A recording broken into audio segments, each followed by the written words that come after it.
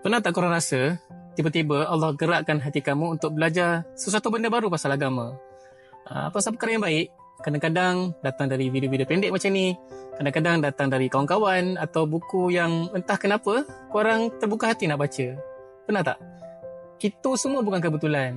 Nabi SAW bersabda, "May yuridillahu bihi khairan yufaqihu fid din." Barang siapa yang Allah kehendaki kepadanya kebaikan, maka dia akan berikan kefahaman dalam agamanya. Hadis Sahih Bukhari.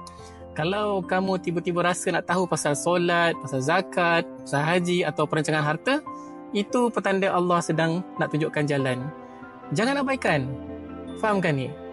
Ilmu agama bukan sekadar solat, puasa, haji, tapi kita nak cari rezeki yang halal dan juga nak bantu orang, pelihara keluarga dan rancang masa depan, even walau kita dah tak ada nanti.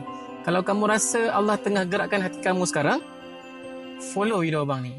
Kita belajar sama-sama, step by step, perlahan tak apa. Yang penting, kita lebih baik daripada semalam. Slowly but surely. Share video ni kepada kawan-kawan yang sedang mencari kunci pintu hatinya.